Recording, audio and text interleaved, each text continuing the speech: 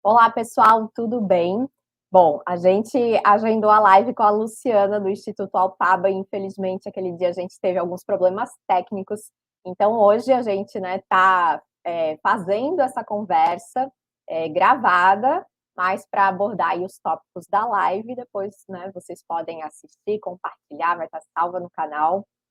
Então, eu espero aí que inspire muito vocês também, né, a ter esse olhar mais para essas questões que a gente vai abordar aqui hoje. Bom, para começar, eu quero explicar um pouquinho o que é o Instituto Alpaba, né, que é uma entidade não governamental, sem fins lucrativos, fundada por membros da sociedade civil comprometidos com um futuro mais próspero, justo e consciente. A missão do Instituto é contribuir para transformar o turismo em uma ferramenta de mudança social e econômica de forma consciente e responsável, promovendo a preservação do patrimônio natural e cultural e impulsionando o desenvolvimento e a regeneração contínua das comunidades locais. E a gente sabe que hoje, por exemplo, né, o ESG, essa questão está muito em alta, infelizmente teve a catástrofe, né, lá no Rio Grande do Sul, e, em geral, a sociedade acaba valorizando, olhando para esses assuntos, né, quando acontece um evento como esse. Mas a gente sabe que também trabalhando a prevenção e cuidando mais, né, da natureza e da sociedade em si, a gente pode, inclusive, evitar situações como essa. Então, é isso que a Luciana hoje vai compartilhar aí um pouco do trabalho e como o turismo pode, inclusive, agora, né, ajudar nessa reconstrução. Então, seja muito bem-vinda, Luciana.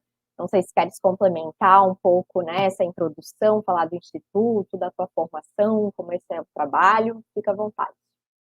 Obrigada, Carol, pela introdução. Prazer estar aqui com você e com a sua audiência. De fato, o Instituto Alpaba é talvez o resultado de 20 anos de experiência no setor de turismo, onde eu tive a oportunidade de atuar em diferentes áreas e atividades econômicas, dei para o setor, e onde eu tive a oportunidade também de encontrar muitas dores, muitos gargalos, num país como o Brasil, que é considerado terceiro país em biodiversidade no mundo, onde se fala quase 300 idiomas, muitas pessoas não sabem disso, e talvez um dos lugares com maior potencial de desenvolvimento do turismo cultural, o turismo ecoturismo, nós estejamos ainda não somos considerados um grande destino turístico, nos traz uma série de reflexões. Então, o Instituto veio desse olhar, dessa visão dos atributos que nós temos enquanto destino turístico, não só como destino, mas um lugar para se viver, um lugar para se prosperar, um lugar para se desenvolver, e essa demanda também, como você falou, tanto as empresas, as PJs, como as pessoas físicas também estão interessadas em saber mais sobre esses pilares da sustentabilidade, e hoje a gente fala em desenho regenerativo, né? A gente gosta muito de falar do desenho regenerativo, porque a sustentabilidade sozinha não tem atingido os seus objetivos, né? Então, acho que complementando um pouco isso que você falou e apresentou sobre o Instituto, que vem com essa reflexão e vem a partir dessas experiências profissionais, e hoje a gente pode oferecer soluções para essas dores do setor no Brasil. Verdade, né? Em um país tão bonito, né? Muita gente também às vezes acaba fazendo turismo, indo para fora, buscando experiências, né? Que às vezes a gente tem aqui mais perto e não são Exato. valorizadas, né? Infelizmente. E Bom, e tem, o e que tem uma questão, desculpa, uma coisa que veio aqui que eu não queria perder, né? E talvez ajude a nossa audiência também a contextualizar a questão do setor do turismo, é que ele no Brasil hoje está muito associado a entretenimento, a evento, a festa, a situações muito pontuais. E, de fato, o olhar do Instituto não é para essas manifestações pontuais, mas sim para aquilo que ocorre, aquilo que acontece, desenvolve continuamente naquele território durante 365 dias ao ano, e que são tradições importantes da gente manter, né? São economias importantes da gente manter. Então, a gente está falando mais até de desenvolvimento territorial do que necessariamente desse turismo, entre aspas, que a gente conhece no Brasil como um mero entretenimento. Uhum. Bom, então, o que é o turismo com propósito, né? Que é esse o objetivo aí. Esse turismo com propósito é uma provocação que eu fui me fazendo ao longo da minha trajetória, primeiro como estudante, depois, claro, como profissional do setor, em que eu pude ter contato com pessoas de todo mundo, né? E tive o privilégio também de conhecer muitos lugares e de diferentes formas, né? Desde de uma experiência mais simples, talvez até num olhar mais crítico, uma experiência que aparentemente não parece uma experiência turística, e algumas mais sofisticadas. Obviamente que tudo é mais fácil quando a gente vai para um destino onde tudo funciona, né? Uhum. E por que Mas ele é importante, Luciana?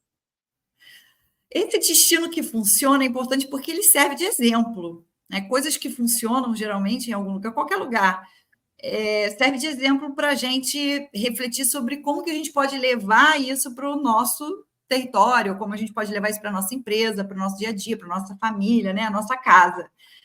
E, de fato, o propósito ele tem muito a ver com aquilo que a gente busca, né? Então, dependendo do momento que a gente está na vida, a gente busca uma experiência mais aprofundada sobre aquele destino, né? E acho que o que eu aprendi ao longo desses anos todos, trabalhando no setor e viajando também, fazendo o trabalho de turista,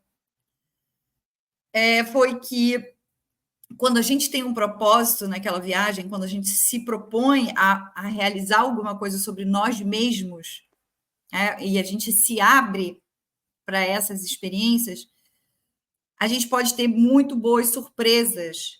E essas surpresas podem, eventualmente, reverberar no nosso dia a dia, na nossa vida, na nossa volta, nossa retomada para as nossas práticas rotineiras, saindo do contexto da viagem. Então, a viagem tem um elemento transformador. Então, por isso que eu gosto de falar do propósito, né? Hoje, o que a gente precisa para fazer uma viagem? A gente precisa de muito pouco. A gente pode fazer uma viagem para um lugar perto de onde a gente vive. Mas o propósito dessa viagem é talvez mais importante do que o destino em si. É verdade, né? Acho que investir em experiência, né, como a gente costuma chamar, tem o melhor retorno. E como o turismo com propósito, né, pode ajudar a preservar as culturas locais, assim? Você tem exemplos, de comunidades que foram beneficiadas com essa prática desse turismo que tem, né, esse outro objetivo, ou um objetivo mais focado, vamos dizer assim? Eu acho que hoje no Brasil a gente tem alguns exemplos, às vezes são ações integradas por iniciativa de algum órgão ou de até alguma organização, né, social, e de fato a gente pode hoje ver o exemplo das rendeiras no Nordeste, que a gente tem um grupo de rendeiras, por exemplo, que mantém tradições que foram tradições trazidas pelos europeus e que elas mantiveram, associando aquela prática ao território. Então, tem uma quantidade enorme de modelos de bordados, de rendada, aquelas rendas, né? Renascença, Bilros, tem tantos modelos que a gente precisaria até desenvolver um manual dessas rendas. Então, isso é tradição, a gente cristaliza aquilo e mantém para as próximas gerações. Então, o turismo, quando vai um turista ver essas rendeiras trabalhando,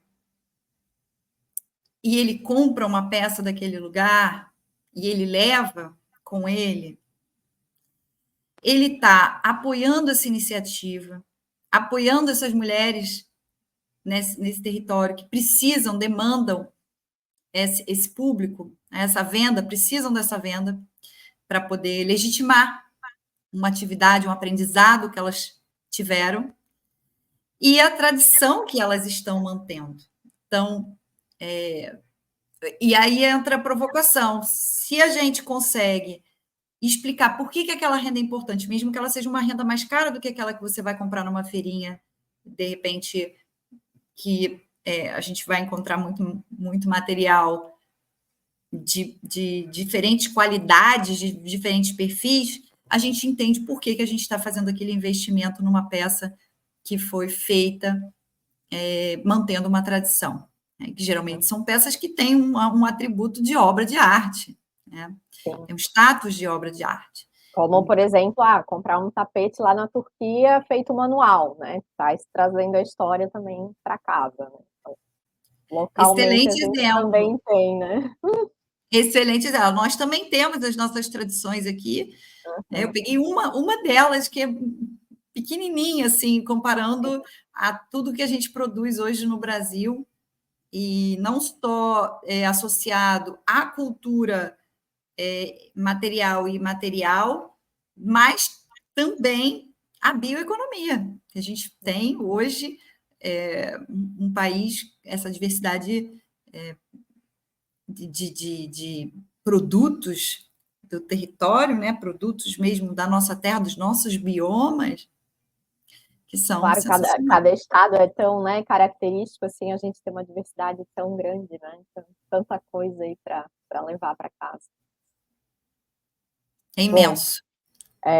e de que maneiras a atividade pode melhorar a vida das pessoas nessas comunidades, né? Como tu falasse que, né, no caso das rendeiras, acaba ali gerando, né, um trabalho, um CNPJ, uma empresa, e elas podem, né, às vezes manter a família com esse trabalho. Carol, tem essa parte do trabalho, da renda, né? Que é muito importante, esse desenvolvimento econômico. Mas também tem algumas dimensões que a gente gosta de falar muito, que tem a ver com a passagem de geração, né? A relação intergeracional que a atividade turística propicia nesse campo da sociedade, né? Do social. Então, a gente viabiliza, primeiro, uma educação consistente sobre aquele território, e essa educação tem a ver com a compreensão do nosso território, por a parte que a gente ocupa nele, né, a importância que a gente tem a ver com uma autorresponsabilidade, uma percepção do nosso papel, da nossa grandeza como cidadão, né? Então, acho que isso está muito associado à questão da educação, não desassociaria em momento algum, que é o que vai viabilizar justamente essa transformação. Eu vou produzir um determinado conteúdo, né, um determinado produto, um determinado alimento, eu vou aprender alguma coisa que está associada ao meu território e com ela eu vou ter uma economia próspera e vou conseguir ter uma fonte de renda a partir desse aprendizado. Acho que tem uma outra dimensão também, tá? Que é uma dimensão psicológica, de bem-estar, né, de saúde integral, que está muito associada à autoestima que a gente constrói nessas comunidades, né? Então, não só fazer, mas ter orgulho e saber por que está fazendo. Então, acho que talvez a longo prazo, e dentro dessa cadeia intergeracional que a gente pretende construir e de longo prazo, a mais importante delas é esse fator psicossocial, né, de trabalhar a autoestima das comunidades. Com certeza, é importante também manter as tradições, né? Porque é isso que vai manter depois essa economia. E o Brasil possui uma diversidade, né, incrível de biomas, como mencionaste também.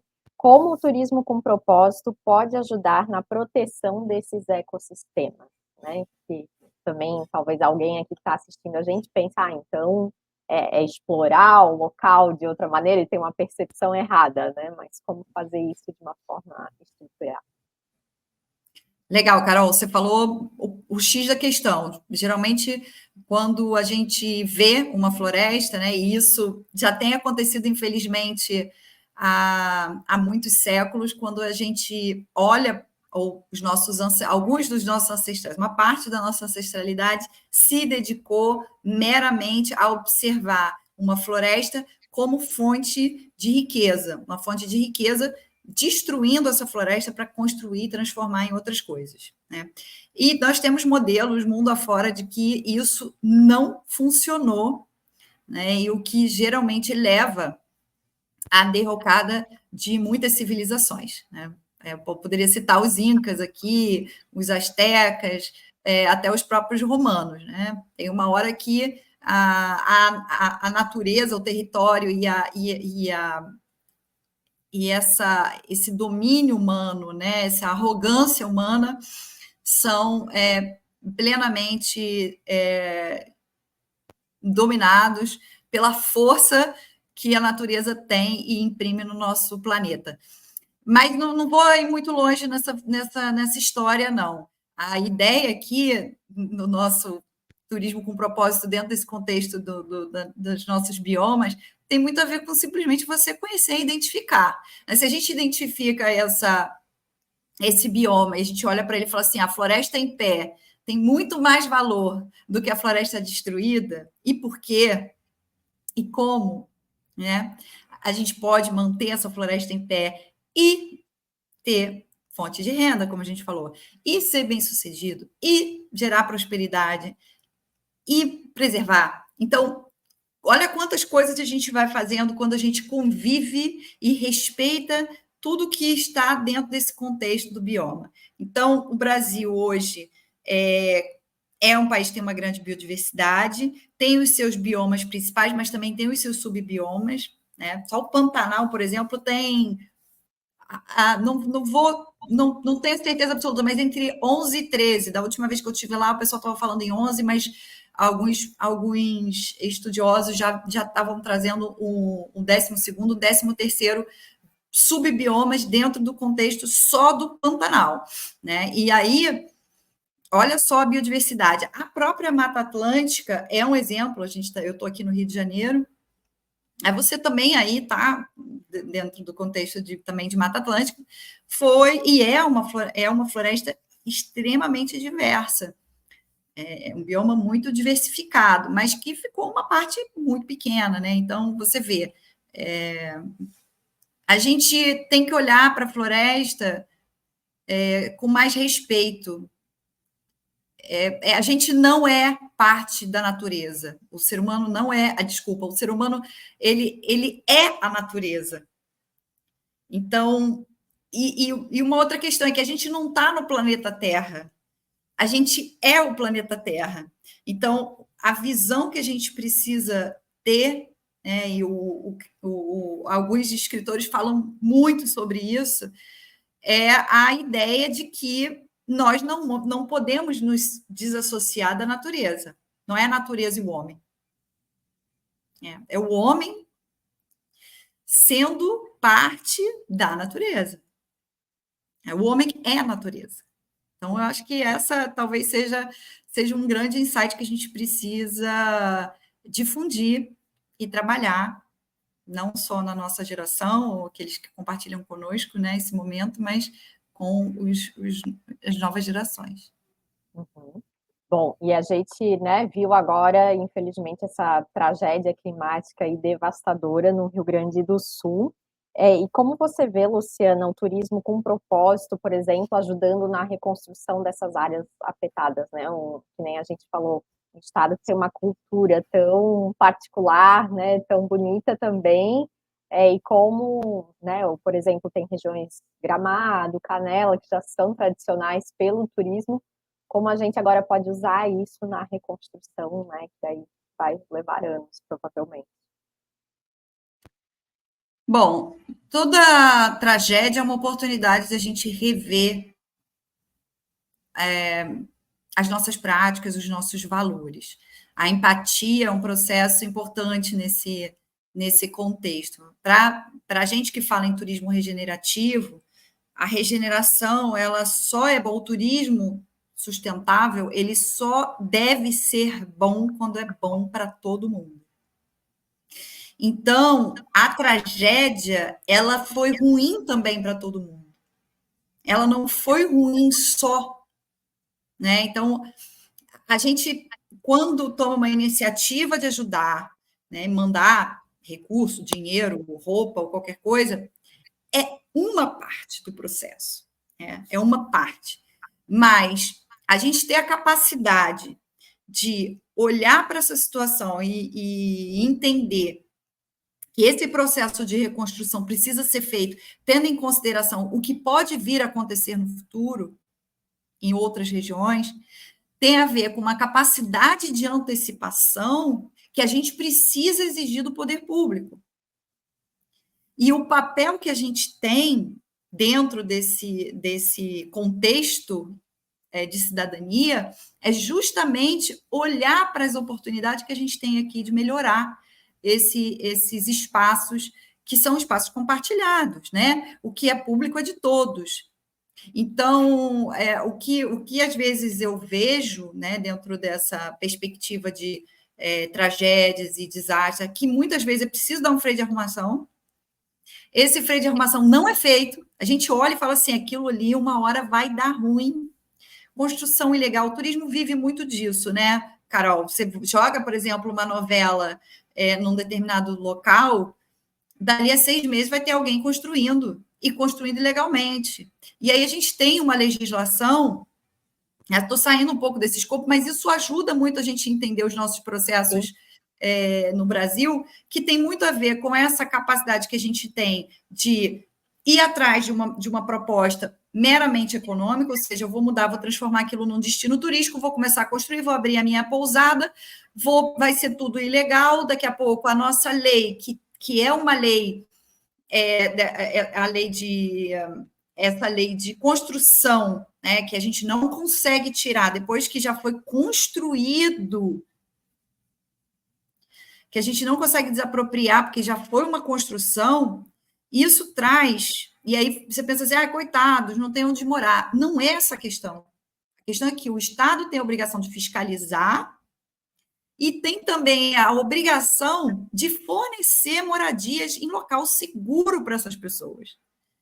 Então, não é meramente uma atuação que a gente tem aqui de cunho social, de permissão, essa capacidade que o brasileiro tem de ser demasiado permissivo em algumas situações, né? No geral, estou falando, os nossos poderes permitem muita coisa e depois a gente trabalha numa agonia constante de repressão, né? De autuação, que é, na verdade, o preventivo que deveria estar atuando, né? Mais do que o corretivo.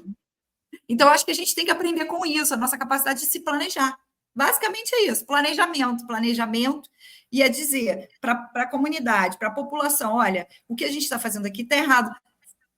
A gente pode resolver isso da seguinte forma. Então, eu acredito que falta isso, talvez, né?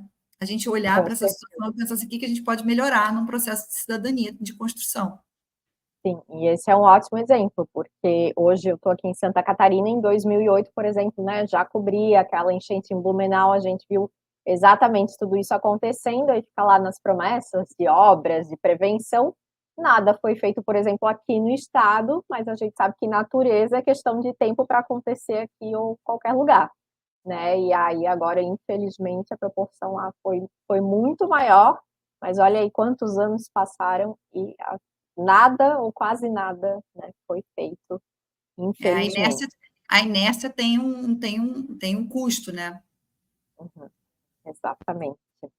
E, Luciana, existem iniciativas específicas já em andamento ou planejadas, né, pelo Instituto, por exemplo, para apoiar o Rio Grande do Sul nesse momento da recuperação? Existem projetos? A tua voz é mais na questão da consciência, né? Como tu atua nesse momento? No instituto, no caso, né? O Instituto Alpaba nasceu há menos de um ano. A gente vai fazer aniversário dia 23 de julho. Então, Carol, a gente não tinha nenhum cronograma específico para o Rio Grande do Sul. Tá? O que a gente tem dentro do nosso planejamento, e a gente está em algumas conversas, indo já para o Paraná. Né? Eu gostaria muito de conseguir atuar no Brasil inteiro, mas a gente também sabe que precisa fazer algumas entregas específicas onde a gente já se comprometeu, e o Instituto está crescendo, a gente tem representatividade, na verdade, no Brasil inteiro, mas os projetos de fato precisam ter os seus objetivos específicos. Eu acho que ninguém teve tempo de se preparar ou imaginar que uma catástrofe dessa pudesse mobilizar a sociedade civil organizada como tem feito. No entanto, a gente está aberto a dialogar e a compreender as demandas do território e propor também soluções e trabalhar no advocacy que as lideranças no território possam precisar do nosso apoio e trazendo também todo o nosso auxílio, né, mesmo de capital intelectual, que a gente pode também emprestar e levar para poder resgatar algumas partes aí associadas às atividades principais onde a gente atua, né? Uhum, excelente. Bom, e na questão do aquecimento global e sustentabilidade, né? A gente sabe que também é uma realidade que está impactando aí as nossas vidas, né? Queira, né, a pessoa acreditar ou não, a gente vê aí as consequências a todo momento.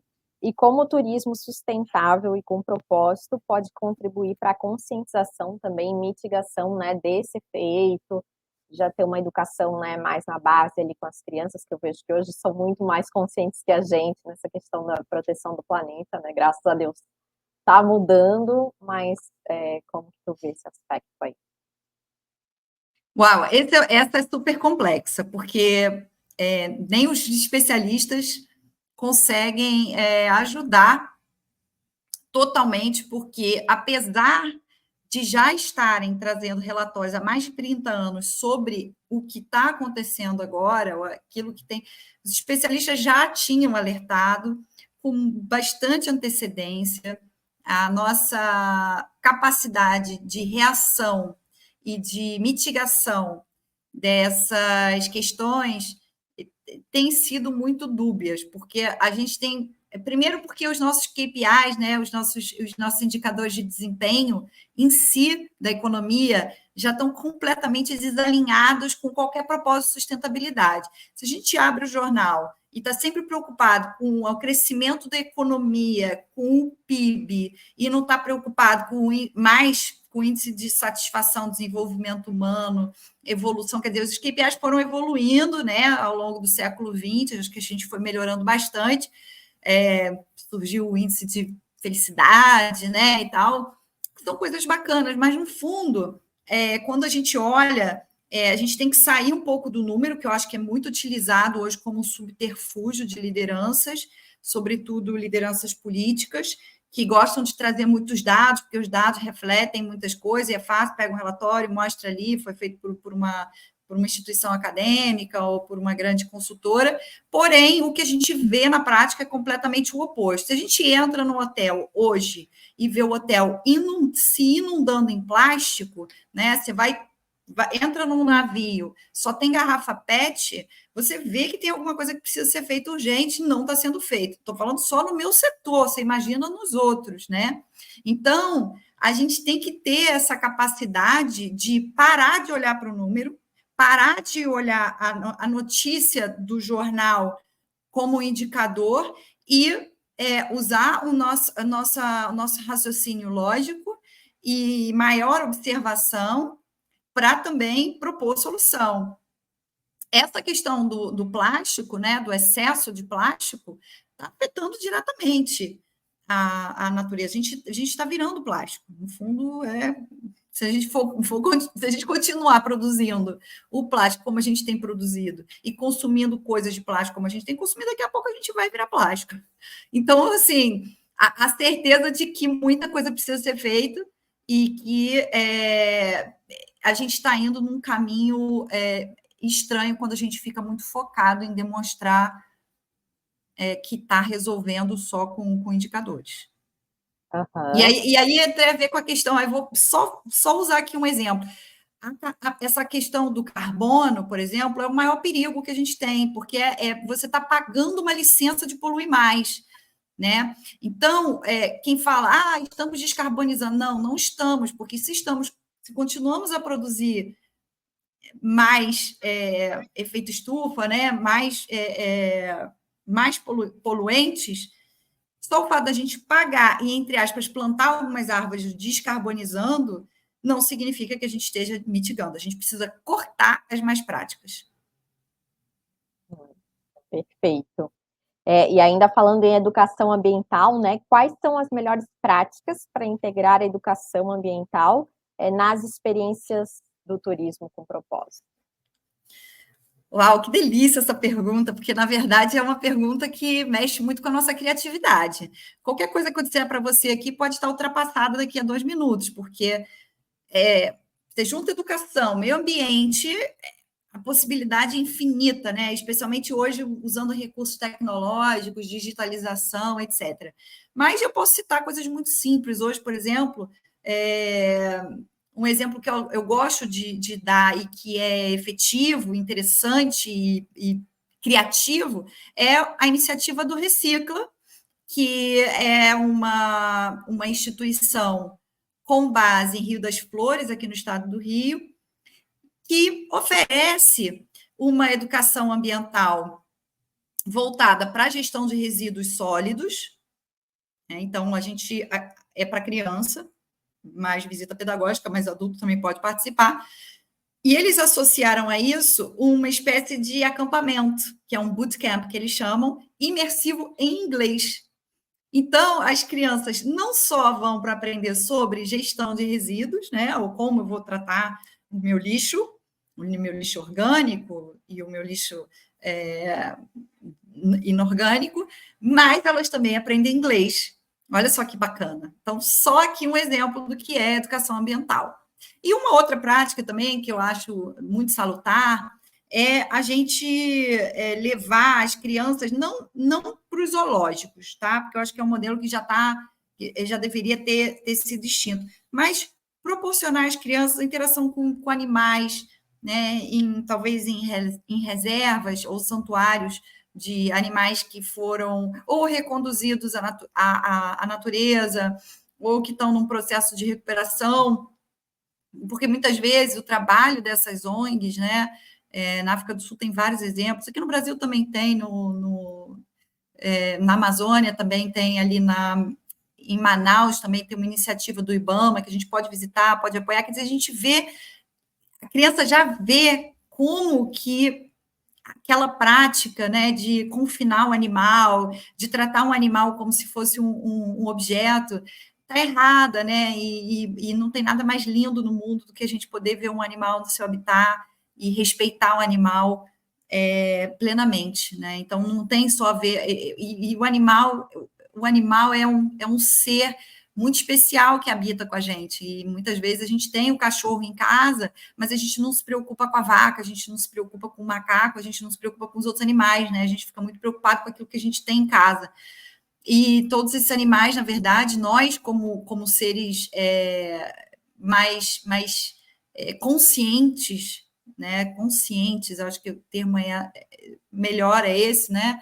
A gente deveria, não é inteligente, nós talvez tenhamos uma consciência diferente, os animais também são muito inteligentes, dentro da racionalidade deles e as limitações de cada espécie, mas a gente precisa aprender e empatizar mais com os animais. Então, acho que a educação ambiental aí para as crianças é fundamental.